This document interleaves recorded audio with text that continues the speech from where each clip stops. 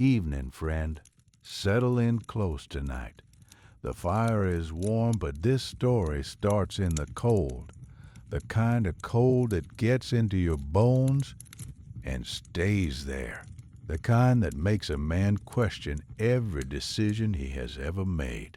In the winter of 1881, on the worst night anyone in the valley could remember, a doctor named Abram Holt saddled his horse and rode into a blizzard. 30 miles in the dark, alone, because a woman he had never met was dying on a farmhouse floor, trying to bring a child into a world that was doing its very best to keep that child out. Nobody else would ride. The sheriff said it was suicide. The preacher said he would pray. The men at the saloon shook their heads and bought another round. Abram buttoned his coat, picked up his bag, and walked out the door. That was the kind of man he was, the kind who walks out the door. Dr. Abram Holt had been the only physician in the town of Cedar Bluff for 18 years. He arrived in the summer of 1863 as a young man of 26, fresh from a medical apprenticeship in St. Louis, carrying a leather bag that had belonged to his father and a belief that a good doctor could make a difference in a place where difference was desperately needed. Cedar Bluff was a small town in the high valley, ringed by mountains that were beautiful in summer and deadly in winter. The nearest other doctor was 60 miles east in Hapsburg, and between Cedar Bluff and Hapsburg there was nothing but open range, frozen creeks, and the kind of terrain that could swallow a man and his horse without leaving a trace. Abram was 44 years old in the winter of 1881. He was a lean man, not tall, with a face that had been described by various patients over the years as kind, serious, tired, and once, by a child with a broken arm, as looking like a worried owl. He had brown eyes behind spectacles that were constantly fogging up, and hands that were small for a man but remarkably steady. Hands that had set broken bones and stitched wounds and delivered more babies than he could count. Hands that did not shake even when the rest of him was terrified. He was not married. He had been once, briefly, to a woman named Charlotte who came to Cedar Bluff expecting adventure and found instead a husband who was never home, who left dinners cold on the table and missed every social event because someone somewhere was always sick or injured or dying. Charlotte lasted 2 years before she packed her trunk and took the stage back to St. Louis. She left a note that said, "I love you, Abram, but I cannot love a man who belongs to everyone except me." He had not blamed her. She was right. He did belong to everyone. That was the job. That was the promise he had made to old Doc Mercer, the man who had built this practice from nothing and who had died in the office chair, his stethoscope still around his neck, as if he had simply decided to rest between patients and never got up again. The promise was simple. If someone is sick, you go. It does not matter if it is raining or snowing, or if the road is washed out, or if you have not slept in 2 days. If someone needs you, you saddle your horse and you go. For 18 years, Abram kept that promise. He rode through floods and droughts and thunderstorms that turned the sky green. He treated gunshot wounds and snake bites and a case of scarlet fever that swept through the valley in the summer of 1869 and nearly broke him. He delivered babies in barns and kitchens, and once in the back of a moving wagon during a rainstorm, because the mother refused to stop traveling and the baby refused to wait. He set broken legs by candlelight and stitched cuts by firelight, and once performed an emergency surgery on a kitchen table using a bottle of whiskey for anesthesia and a hunting knife that he sterilized in the fireplace because his proper instruments were in his other bag, which was on the other side of a flooded river. He never once said no. On the evening of January 14th, 1881, a boy rode into Cedar Bluff. He was 14 years old. His name was Samuel Crane, and he had ridden 6 miles through the worst blizzard the valley had seen in 2 decades. His horse was lathered and blowing, its legs trembling with exhaustion. The boy himself was half frozen, his eyelashes crusted with ice, his fingers so stiff he could barely hold the reins. He slid off the horse in front of Abram's office and nearly fell, catching himself on the hitching post with hands that had lost all feeling. Abram heard the commotion and opened his door. The wind hit him like a fist, driving snow into his face and stealing his breath. He pulled the boy inside, sat him by the stove, and wrapped a blanket around his shoulders. "My mama," Samuel said through chattering teeth. His voice was thin and desperate, the voice of a child who has been brave for as long as he can and is running out. "She is having the baby, but something is wrong. Pa says the baby will not come, and she is bleeding. He says, please come, please." Abram read the note the boy had carried in his coat, written in the shaky hand of a frightened man. Elias Crane, a farmer on the far western edge of the valley. Abram had met him once, 2 years ago, when he rode out to treat Elias's broken collarbone.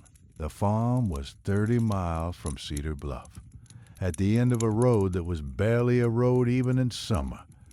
In this weather, in the dark, it might as well have been on the moon. "How long has she been laboring?" Abram asked. "Since yesterday morning," Samuel said. "Pa tried everything. He sent me when the bleeding started. Yesterday morning. That was over 30 hours, and bleeding meant complications. The kind of complications that killed women on frontier farms because there was no one close enough to help." Abram looked out the window. The blizzard was a white wall, howling and absolute. He could not see the building across the street. "Stay here," he told Samuel. "Get warm. Eat whatever you can find in the kitchen. I will send someone to look after you." "You are going?" The boy's eyes were wide with something that was both hope and disbelief. "I am going," Abram said. He walked across the street to the sheriff's office. Sheriff Tom Barker was there, feet up on his desk, a cup of coffee in his hand. He took one look at Abram's face and put his feet down. "No," Barker said. "I have not asked you anything yet. You are wearing your riding coat and you have that look. The answer is no. Whatever it is, it can wait until the storm passes. A woman is dying 30 miles from here. She has been in labor for over 30 hours and she is hemorrhaging. Her 14-year-old son just rode 6 miles through this storm to find me. It cannot wait." Barker stared at him. "Abram, You will not make it 5 miles in this. The road is gone. You cannot see a thing out there. Your horse will step in a drift and break a leg, and you will freeze to death in a ditch, and then we will have a dead doctor and a dead woman and a dead baby. That helps nobody. I know the road, Abram said.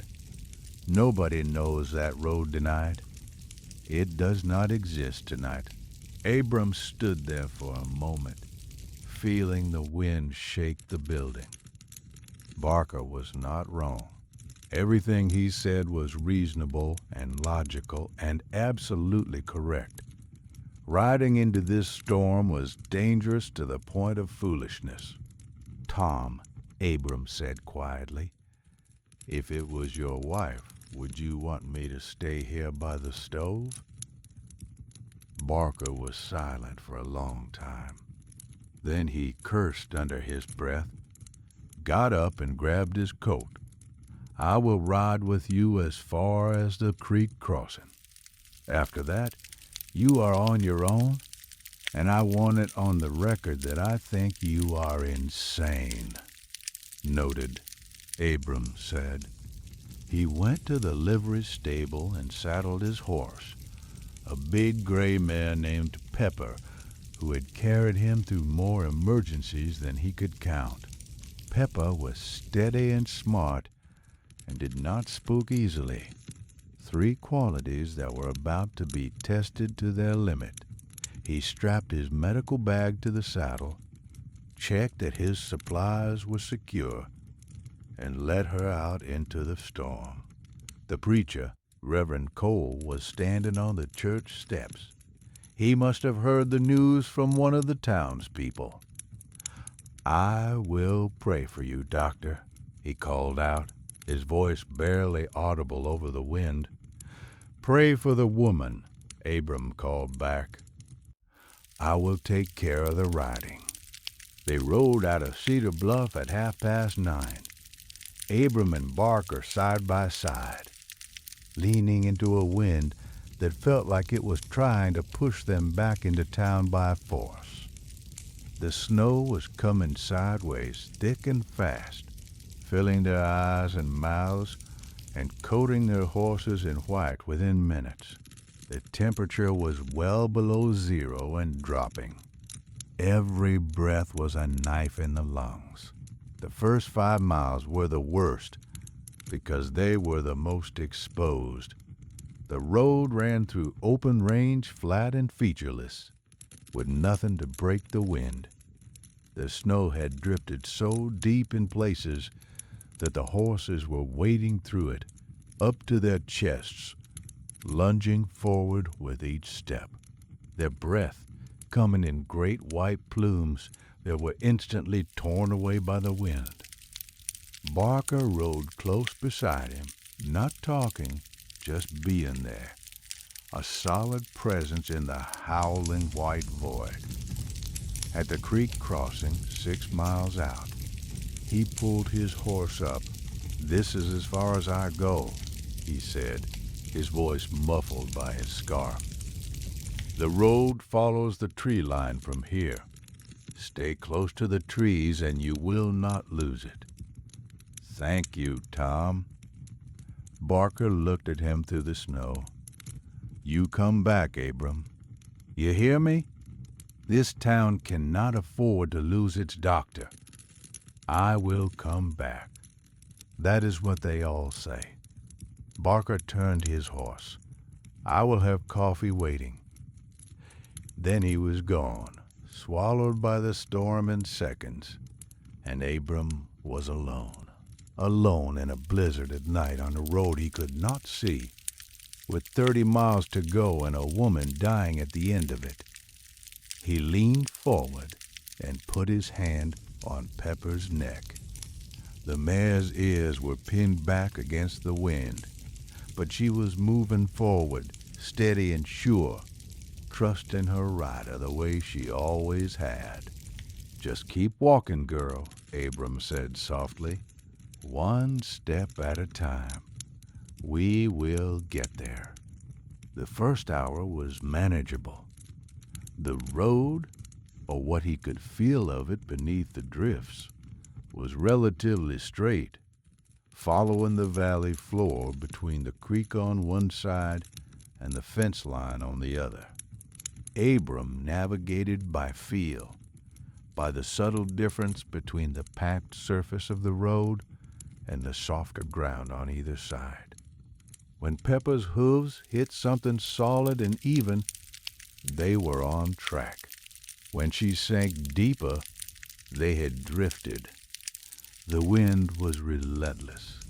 It came from the northwest, driving the snow into his right side with a force that made him lean in the saddle like a man pushing against a door. The cold was beyond anything he had experienced, and he had experienced a great deal of cold in 18 winters in the High Valley. This was a different order of magnitude. This was the kind of cold that did not just chill you, it erased you. It stripped away every layer of warmth and comfort and left you with nothing but the raw animal need to survive. Abram talked to Pepper as they rode, a low, steady stream of nonsense that kept them both company and kept his jaw moving, which kept the muscles from seizing in the cold. He told her about the first baby he had ever delivered, a girl named Lucy who came into the world screaming so loud the father fainted and Abram had to revive him with smelling salts, while the midwife held the baby and laughed until she cried. He told her about Charlotte and the note she left, and how he still kept it in the drawer of his desk, not because he hoped she would come back, but because the note was honest, and he respected honesty even when it hurt. He told her about old Doc Mercer and the promise that had shaped his life, about the day Mercer had sat him down in the office and said, "This is not a job, Abram. A job is something you do for money. This is a calling, and a calling does not care about your comfort. It does not care about your schedule or your personal life or your feelings. A calling asks one thing of you, and that is to answer when it calls. That is all. Just answer." "The thing about a promise, Pepper," he said, his words slurring slightly from the cold, "is that it does not care about the weather. It does not care if you are tired or scared or if the road is gone. A promise just sits there waiting for you to keep it or break it. And every time you keep it, it gets a little heavier, and every time you think about breaking it, it gets a little louder," Pepper snorted, which Abram chose to interpret as agreement. The second hour was harder. The road began to climb, following the gentle slope of the valley toward the western pass. The snow was deeper here, piled against the hillside by the wind, and Pepper had to work for every step. Abram could feel her muscles straining beneath him, the powerful surge and recovery of a horse fighting through deep snow, and he felt a wave of gratitude for this animal that had never once let him down. He began to lose feeling in his feet around mile 10. The numbness started in his toes and crept upward, a slow, insidious advance that he recognized as the first stage of frostbite. He flexed his feet in the stirrups, curling and uncurling his toes, trying to force blood into the tissues. His hands were in the same condition, the fingers inside his gloves stiff and clumsy. The fine motor control he depended on for his work slipping away 1 degree at a time. He thought about Martha Crane, He did not know her, had never seen her face, but she was real to him in the way that all his patients were real. A person in need who existed at the end of a road he had to travel. He pictured her on the farmhouse bed, exhausted and frightened, her husband pacing, her children huddled by the stove. He pictured the baby, stuck and struggling, unable to enter the world without help. "We are coming," he said, though no one could hear him but the horse and the wind. "Hold on, we are coming." At mile 12, they entered the tree line. The wind dropped slightly, blocked by the pines, and the snow fell straighter, more gently. Abram could see the dark shapes of the trees on either side, sentinels in the white darkness, and he used them to navigate, following the narrow corridor of the road between the trunks. The relief from the wind was enormous, like stepping inside a building after hours in the open. His body unclenched slightly, muscles he had not realized were tensed, beginning to loosen. At mile 15, he passed a line cabin he recognized, a small, dark structure used by ranchers in summer. It was empty and cold, but it told him he was on the right path. He considered stopping to rest, to warm himself even slightly, to give Pepper a break.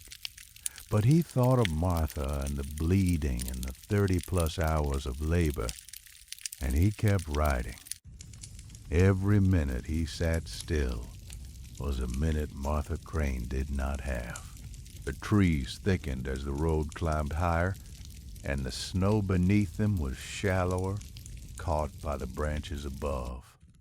Pepper found better footing, and her pace improved slightly. Abram allowed himself a moment of cautious optimism. They were past the halfway point. The worst of the open range was behind them. If the road held, and Pepper held, and his body held, they would make it. At mile 17, he heard wolves. The sound came from the ridge above, a long, wavering howl that rose and fell with the wind. Another answered from the east, closer. Peppa's ears shot forward, and she tossed her head, her stride shortening with sudden anxiety. "Easy, girl," Abram said, tightening the reins. "They are not interested in us. Too much effort in this snow." He was probably right. Wolves rarely attacked mounted riders, especially in deep snow where the energy cost was too high, but probably was not certainly, and the howls put an edge on the night that had not been there before. At mile 19, Pepper went down. The mare stepped into a drift that hid a frozen creek bed. Her front legs broke through the crust of ice, and she pitched forward with a scream that cut through the wind like a blade. Abram was thrown from the saddle, tumbling through the snow, his bag flying from his grip. He landed on his back, the impact driving the air from his lungs, and for a moment he lay there staring up at the white sky, wondering if this was how it ended. Then he rolled over and crawled to Pepper. The mare was struggling to rise, her front legs churning in the snow and broken ice. Abram grabbed her bridle and helped her up, talking to her in the low, steady voice he used for scared patients. She got her feet under her and stood trembling, her breath coming in great, panicked heaves. He checked her legs. The right foreleg was swollen at the knee, tender to the touch. Not broken, but strained. She could walk, but she could not carry a rider. Abram stood in the snow and did the math. 11 miles to the Crane farm. A lame horse. A blizzard, and a woman who had been in labor for over 30 hours. He found his bag in the snow, 20 feet away, half buried. He brushed it off and slung it over his shoulder. He took Pepper's reins in his left hand and started walking.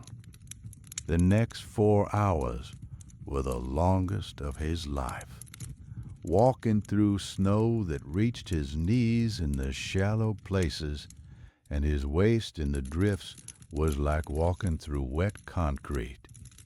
Each step required a conscious effort, a deliberate lifting of the leg, a forward push, a planting of the boot in snow that might hold his weight or might give way and send him stumbling.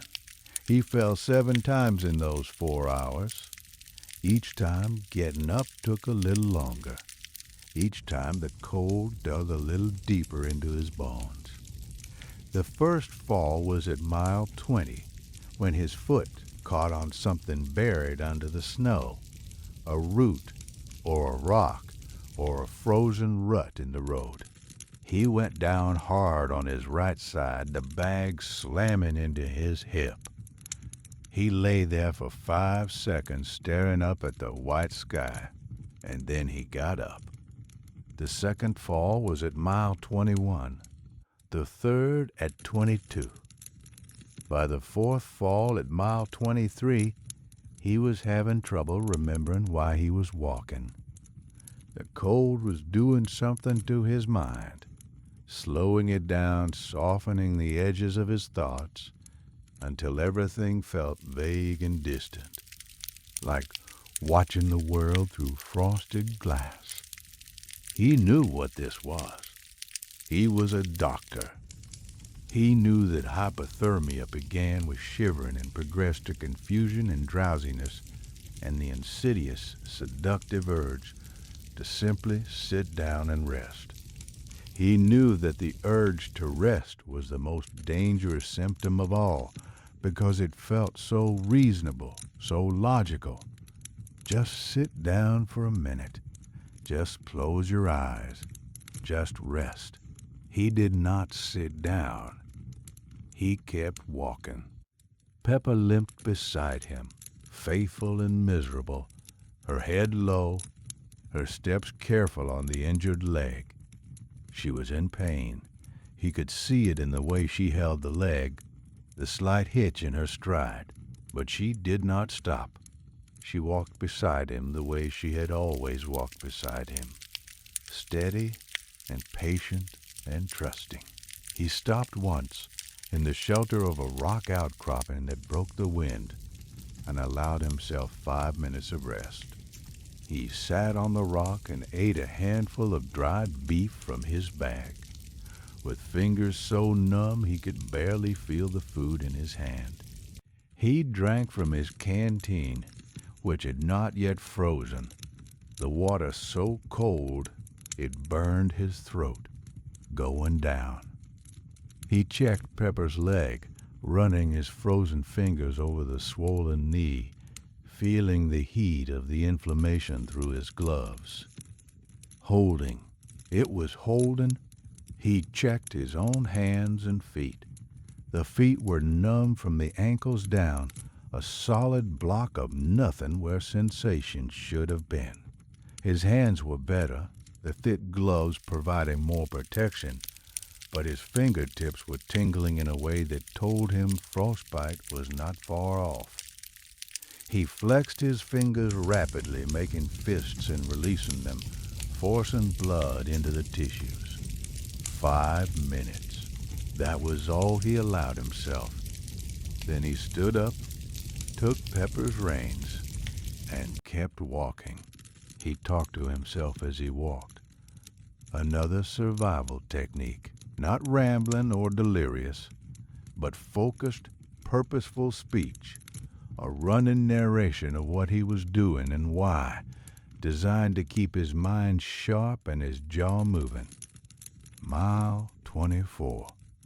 Still on the road. Snow is shallower here, maybe knee-deep. Trees are thicker, wind is down. Pepper is holding. Feet are numb, but I am still walking. That is the important thing, still walking.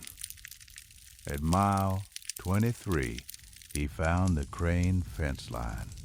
The wooden posts marched away into the white distance, half buried in snow but unmistakable, a line of dark crosses against the white. He grabbed the top rail with his free hand and followed it, letting the fence guide him the way a blind man follows a wall. The wood was ice cold under his glove, but it was solid and real, and it led somewhere. And right now, somewhere was all he needed. At mile 27, he smelled smoke. Wood smoke carried on the wind, faint but real. He was close. At mile 29, he saw the light. A single lamp burning in the window of a farmhouse, a warm yellow square in the endless white. It was the most beautiful thing he had ever seen. He stumbled the last mile on legs that barely worked, dragging himself and his limping horse through the farmyard gate. The front door burst open and a man ran out, a big man with a wild beard and panic in his eyes. "Doctor?" the man said, his voice cracking with disbelief. "You came?" "I came," Abram said, and his voice was barely a whisper. "Take me to her." Elias Crane half carried him into the house. The warmth hit Abram like a wall, so intense after hours in the cold that it made his head spin. He could not feel his feet at all. His hands were white and stiff, but his mind was clear, the way it always was when a patient needed him, sharp and focused and pushing everything else aside. Martha Crane was on a bed in the back room, propped up on pillows, her face gray and slick with sweat.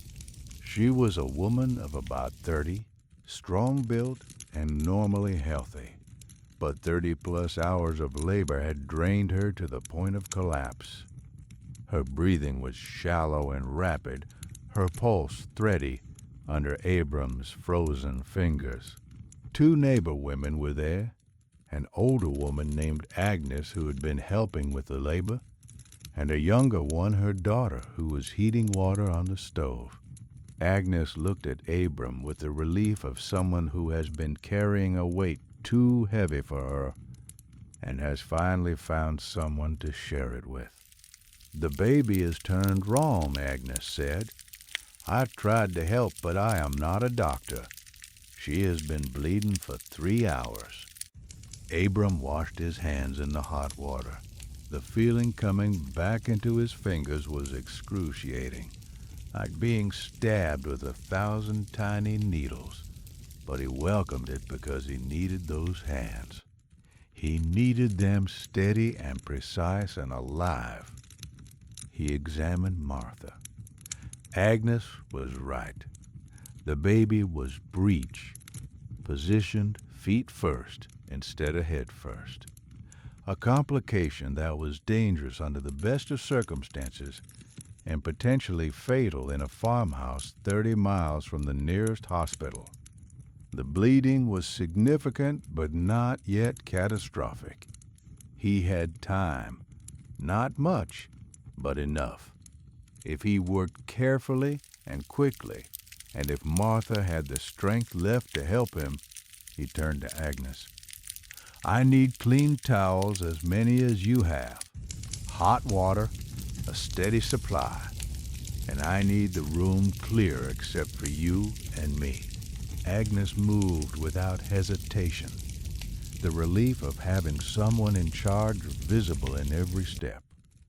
Her daughter stoked the fire and put more water on. Elias hovered in the doorway, his face a mask of terror and helplessness. The particular agony of a man watching the woman he loves suffer and being unable to do a thing about it. "Elias," Abram said, looking him in the eye, "I need you to go sit with your children. Samuel and the little one need you right now. I will take care of Martha." "I cannot leave her," Elias said, his voice breaking. "You are not leaving her. You are trusting her to me. There is a difference. And she needs to hear your children, not your worry. Go sit with them, talk to them. Let her hear your voices through the wall. That will help her more than you standing in this doorway." Elias looked at his wife. Martha, through her pain, managed a small nod. "Go," she whispered. "I am all right." He went. Abram heard him in the kitchen a moment later, his voice rough but controlled, talking to Samuel and the little girl, telling them their mother was strong and the doctor was here and everything was going to be fine. The words were for the children, but they carried through the thin wall to Martha, and Abram saw her shoulders relax just slightly at the sound of her husband's voice.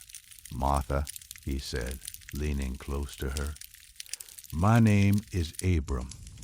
I am the doctor from Cedar Bluff. I need you to listen to me." Her eyes opened, glazed with pain and exhaustion, but focused. She was still here, still fighting. After 30 hours, she was still fighting. That told Abram everything he needed to know about the woman he was treating. "You rode through the storm," she whispered. "I did. And I did not ride 30 miles through a blizzard to lose you now. The baby is turned around. I am going to fix that. It is going to hurt, and I will not lie to you about that. But I have done this before many times, and I am good at it. I need you to trust me and do exactly what I say. Can you do that?" She looked at him with the focused clarity of a woman who is past fear, past exhaustion, operating on nothing but willpower and the fierce, primal need to survive for the child inside her. The look of a mother who has already decided that she will endure anything at all, for the life she carries. "Yes," she said. Abram worked for 2 hours, 2 hours of careful, methodical effort, guided by training and experience and the steady hands that had never failed him. He turned the baby slowly, inch by inch, working with Martha's contractions instead of against them, talking her through every step in a calm, quiet voice that filled the room like a steady rain. He explained what he was doing and why, not because she needed to understand the medicine, but because his voice gave her something to hold on to, a rope in the dark. Agnes assisted with a competence that surprised him. She had helped with births before, many times the way women on the frontier always did, learning by necessity what doctors learned from books. Her hands were steady and her instincts were good, and Abram found himself grateful for her presence in a way he rarely felt grateful for anything during a difficult procedure. Martha was extraordinary. She endured pain that would have broken most people, and she did it without screaming, without cursing, without losing the focused calm that Abram had asked for. She breathed when he told her to breathe. She pushed when he told her to push. She rested when he told her to rest. She was, in every way that mattered, the strongest person in the room. Elias paced the kitchen, his boots wearing a track in the floorboards that would be visible for years. Samuel sat by the stove with his younger sister, a girl of about 8, both of them silent and wide-eyed, listening to the muffled sounds from the back room and the doctor's steady voice carrying through the wall. At 4:30 in the morning, with the blizzard still howling outside and the lamp burning low, the baby came. It was a boy, small, red-faced, and absolutely furious about everything.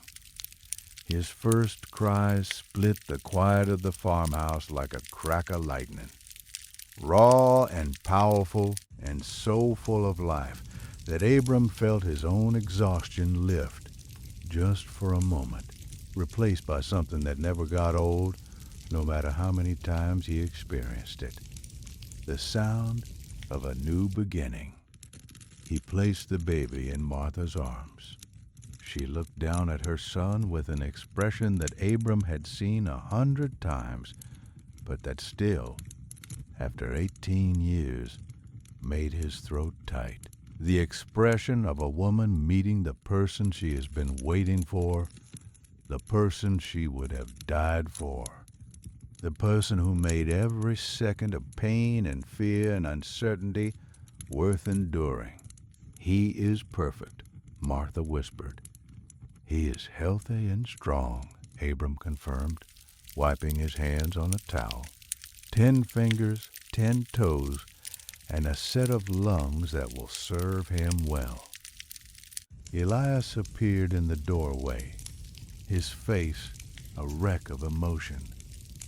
Martha, the baby, come see your son, Martha said, and Elias crossed the room in 2 strides, knelt by the bed, and wept into his wife's shoulder while the baby screamed between them. Abram stepped back. He leaned against the wall and closed his eyes, letting the warmth of the stove and the sound of the family fill the space around him. His legs were shaking. His hands, which had been perfectly steady for 2 hours, were now trembling with the aftershock of effort and cold, and the enormous relief of a job done right. Agnes appeared beside him with a cup of coffee so strong it could have removed paint. "Drink," she said, "then sit down before you fall down." He drank, he sat, and for a few minutes he let himself rest in the warm kitchen of a farmhouse 30 miles from home, listening to a baby cry and a mother murmur and a father weep. And he thought that this was enough. This moment, right here, was worth every frozen mile. The storm broke at dawn. The wind died first, dropping from a howl to a whisper in the space of 10 minutes, as if someone had simply turned it off.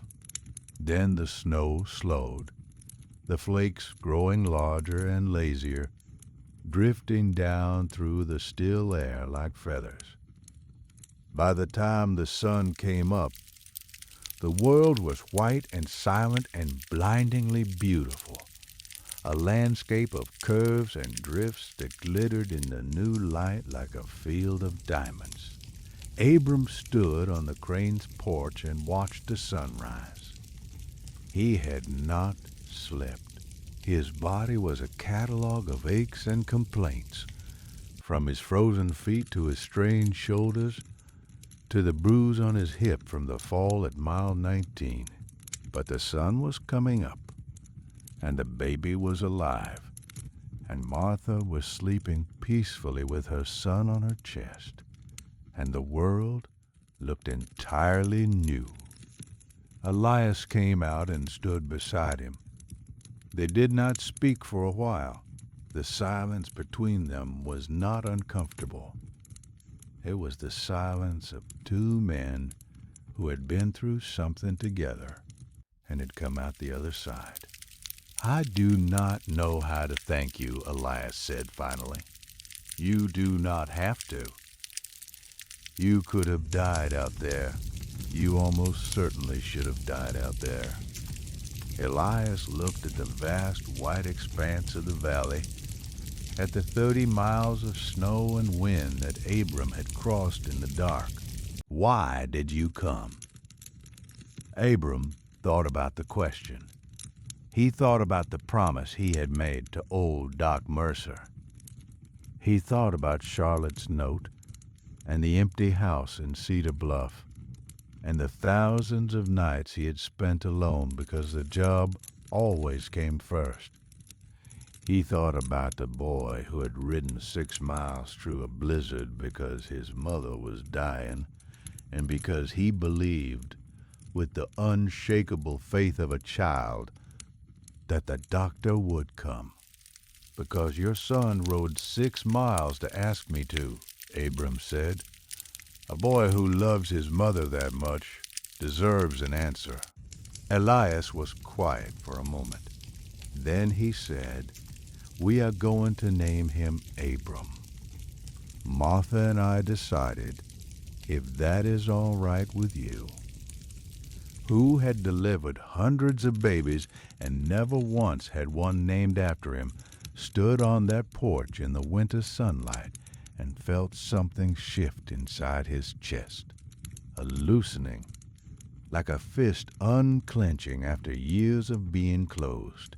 He had spent 18 years giving himself to this valley, and the valley had never given him anything back except more work, more miles, more cold nights, and early mornings.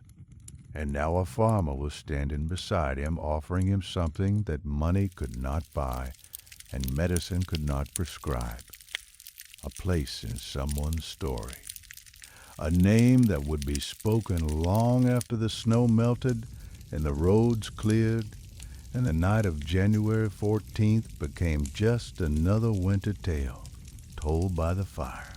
"That would be fine," Abram said, and his voice was rougher than he intended. "That would be just fine."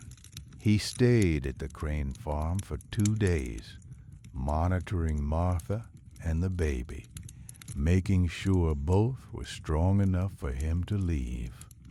He checked Martha every few hours, monitoring the bleeding, which slowed steadily over the first day and stopped entirely by the second. The baby nursed well, a strong, hungry latch that told Abram everything he needed to know about the child's health. Agnes and her daughter stayed as well, helping with the cooking and the cleaning and the older children.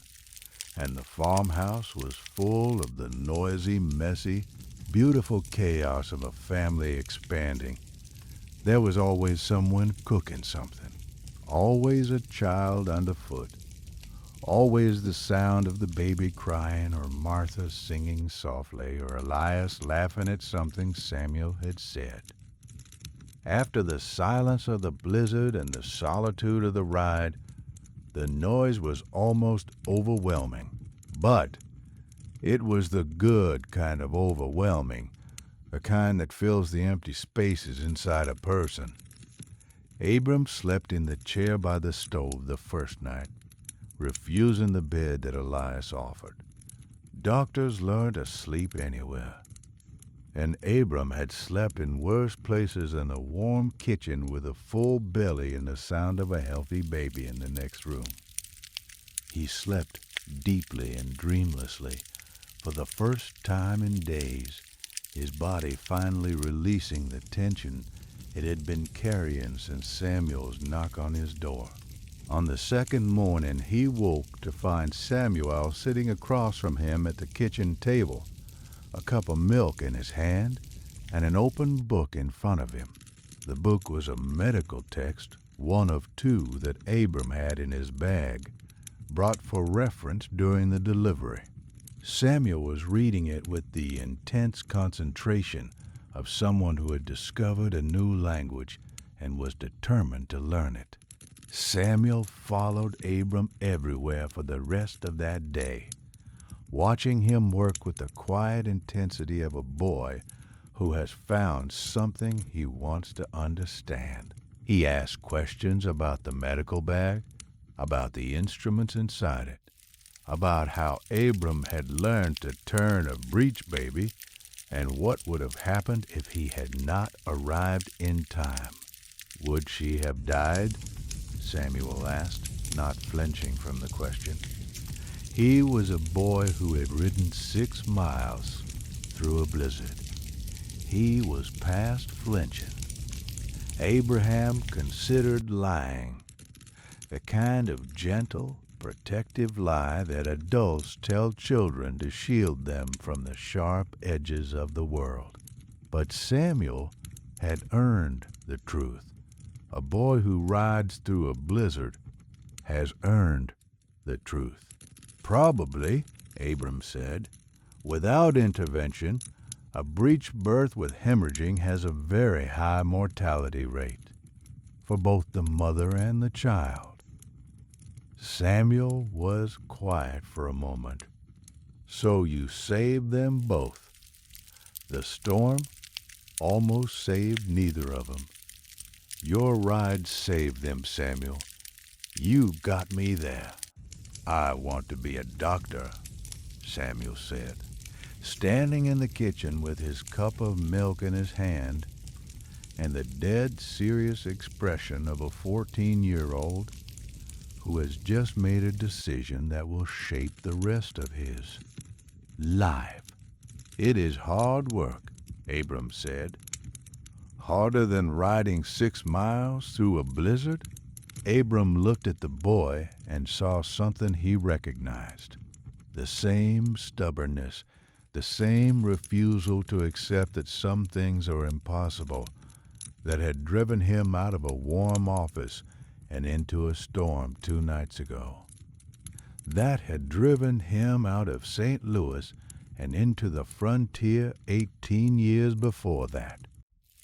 The thing that makes certain people walk out the door when everyone else is telling them to stay inside. About the same, Abram admitted. Then I can do it, Samuel said. On the 3rd morning, Abram saddled Pepper, whose leg had healed enough for a slow ride home, and prepared to leave. The road was passable now, packed down by the wind and hardened by the cold. The sky was clear and blue, the kind of blue that hurts your eyes after days of white. Martha came to the door of the farmhouse, wrapped in a quilt, the baby in her arms. Little Abram was sleeping, his tiny face peaceful, his fists curled against his chest. Martha looked healthy, rested, and profoundly alive in a way that only women who have survived a difficult birth can look, as if the experience has burned away everything unnecessary and left only what matters. Thank you, Doctor, she said. Take care of that boy, Abram replied. Both your boys. He looked at Samuel, who was standing by the fence with his hands in his pockets, watching him go. I meant what I said, Samuel. When you are ready, come find me in Cedar Bluff. I will teach you everything I know. The boy nodded, his jaw set in that determined way. I will be there, he said. Elias shook Abram's hand at the gate, a grip so firm it made the doctor's sore fingers ache. You are welcome here any time, Elias said. Any time at all. This is your home, too, now. Abram mounted Pepper and rode east, toward Cedar Bluff, toward the office and the stove and the coffee, that Barker had promised. The road stretched out before him, white and clean, the mountains rising on either side, like the walls of a cathedral. The air was cold and still and so clear he could see for miles. He rode slowly, giving Pepper her time, letting the quiet of the winter morning settle into his bones. The urgency was gone, the fear was gone. There was just the road and the horse and the sun on the snow, and the profound, bone-deep satisfaction of a promise kept. He thought about Charlotte, and for the first time in years he thought about her without guilt. She had been right to leave. The life she wanted, a normal life with a husband who came home for dinner and attended church socials and was present in the daily, ordinary way that most people are present. That was a good life, a life worth wanting, but it was not his life. His life was this: the road, the bag, the promise, the door that he walked through when no one else would. He thought about old Doc Mercer, who had made him promise and then died in the office chair, as if the act of passing the promise on had been the last thing his body needed to do. He thought about the hundreds of patients he had treated in 18 years, the ones he had saved and the ones he had lost, the ones who thanked him and the ones who could not, the ones who named their children after him. One child named after him in 18 years. And it was enough. Halfway home, he stopped at the creek crossing where Barker had left him. The water was frozen solid, a smooth white ribbon cutting through the snow. He sat on his horse and looked at it for a while. This unremarkable spot on an unremarkable road where 2 nights ago he had been left alone in a blizzard with 30 miles of darkness ahead of him. He had made it. That was the thing that kept hitting him, over and over, with a quiet, persistent amazement. He had made it, not through strength or skill or luck, but through the simple, stubborn refusal to stop walking. 1 foot in front of the other for 11 miles in the dark through the snow because someone at the end of the road needed him. That is the whole secret, Pepper, he said, patting the mare's neck. You just keep walking. That is all there is to it. Pepper snorted and kept walking. He reached Cedar Bluff in the early afternoon. The town looked different in the winter sunlight, smaller and more fragile than he remembered. The buildings huddled together against the cold like children in a bed. Smoke rose from every chimney, straight and white in the still air. Sheriff Barker was on the porch of his office, 2 cups of coffee in his hands, as if he had been standing there the entire time Abram was gone. You look terrible, Barker said, handing him a cup. I feel worse. The woman, alive, healthy, a boy, they named him Abram. Barker looked at him over his coffee. Something moved in the sheriff's face, something that might have been admiration or relief or the simple recognition of a thing well done. Abram, Barker repeated. That is a good name. It is my name, the doctor said, as if this fact still surprised him. I know whose name it is. Barker took a sip of his coffee. Drink up. You have 3 patients waiting. Abram laughed. It was a tired, ragged sound, the laugh of a man who has not slept in 2 days and has just ridden 60 miles round trip through a blizzard. But it was genuine. Of course there were patients waiting. There were always patients waiting. That was the job. That was the promise. And as long as he could hold a stethoscope and sit a horse, he would keep it. He drained his coffee, handed the cup back to Barker, and walked into his office. The stove was burning. The lamp was lit. His chair was waiting. He set his bag on the desk, hung his coat on the hook by the door, and called in the first patient. Spring came, as it always does, slowly and then all at once. The snow melted, and the creeks ran high, and the valley turned from white to brown to the brilliant green that makes the high country in spring one of the most beautiful places on earth. The road to the Crane farm dried and hardened and became passable again.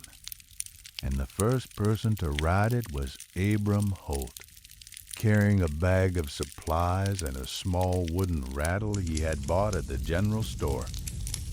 Martha met him at the door, looking strong and rested, with little Abram in her arms. The baby had grown enormously in 3 months, his cheeks round and pink, his eyes bright and curious. He grabbed the rattle and shook it with the fierce enthusiasm of a baby who has discovered that he can make noise. "He has your stubbornness," Martha told Abram. "He will not stop once he starts." "That is not stubbornness," Abram said.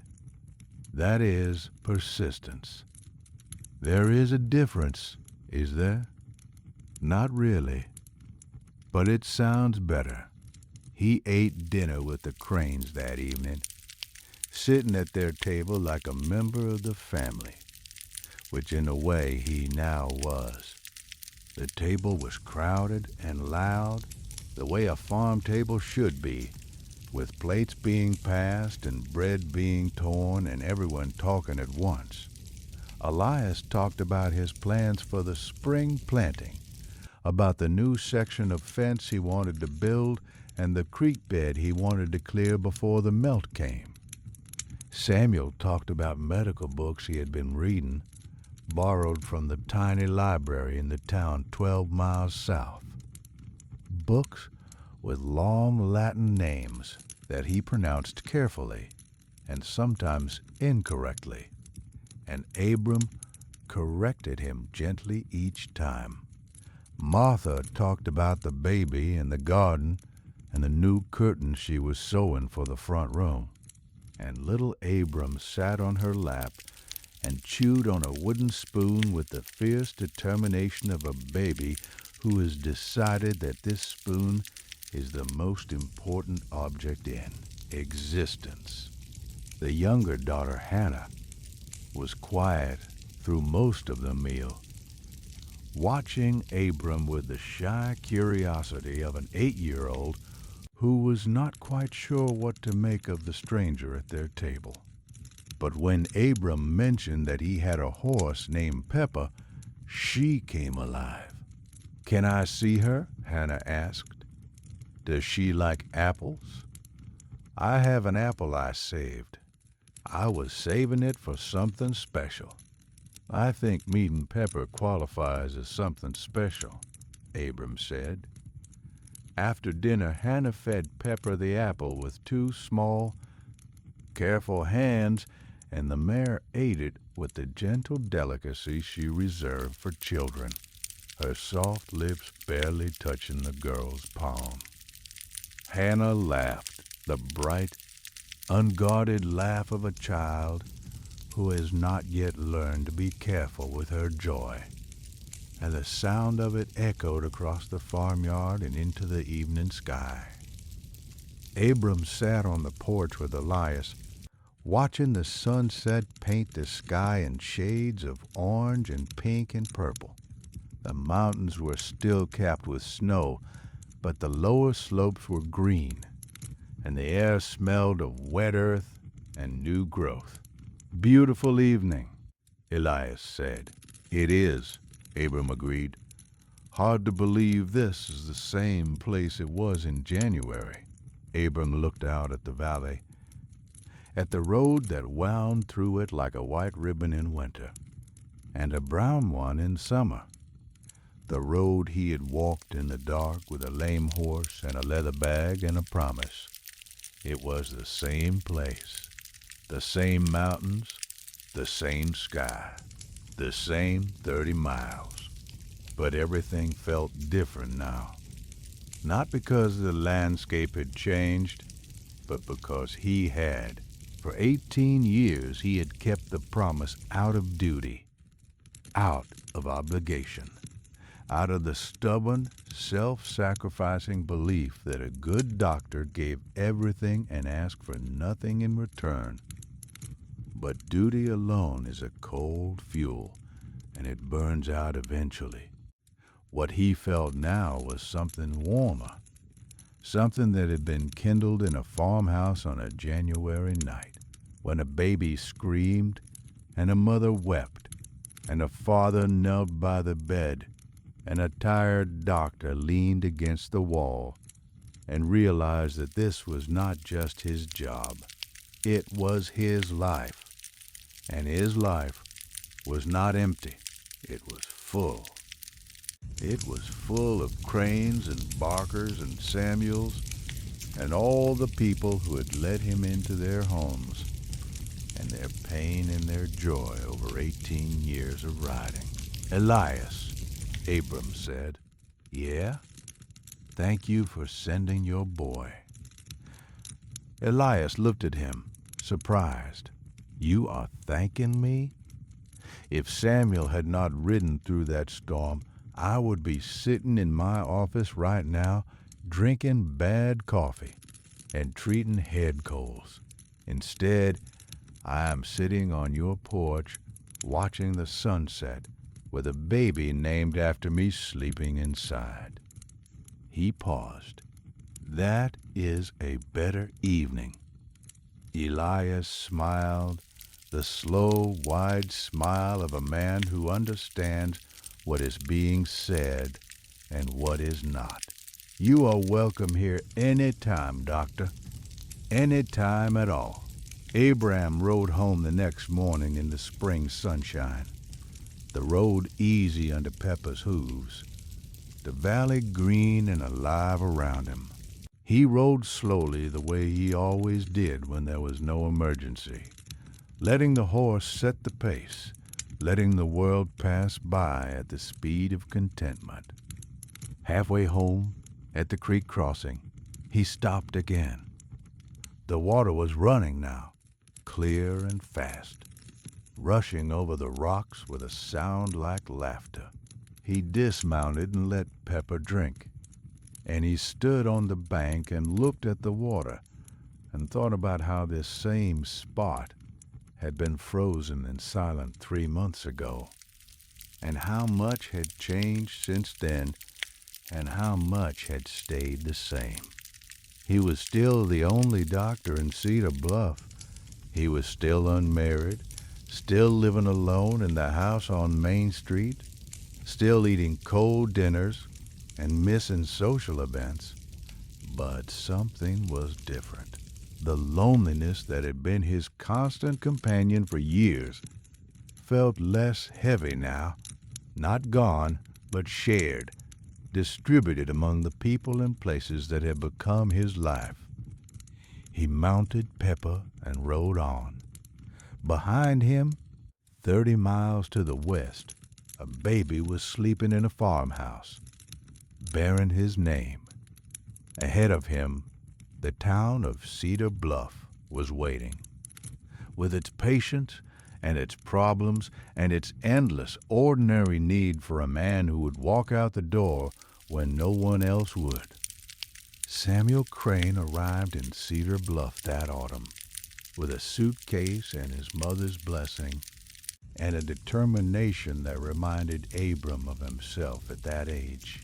The boy moved into the spare room above the office and began his apprenticeship, learning the trade the same way Abram had learned it from old Doc Mercer, one patient at a time, one lesson at a time, one promise at a time. And on cold winter nights, when the wind picked up and the snow began to fall, Abram would look out his window at the white world beyond the glass, and he would think about 30 miles and a lame horse and a lamp in a farmhouse window. And he would smile, not because the memory was pleasant, it was not, but because it had taught him something he should have known all along, that the road is never really about the miles. It is about who is waiting at the end of it, and that is the way I heard it told. The fire is down to its last embers now, just a soft glow in the dark. 30 miles is a long way in a blizzard, but some people are worth every step. Abram Holt knew that. He knew it in his bones and in his hands and in the leather bag he carried through the worst night of his life. And somewhere on the far western edge of the valley, a boy named Abram is growing up, carrying a doctor's name and a story he will tell his own children someday. You rest easy tonight, friend. I will be right here next time you need a story. The fire will be burning, same as always. Good night.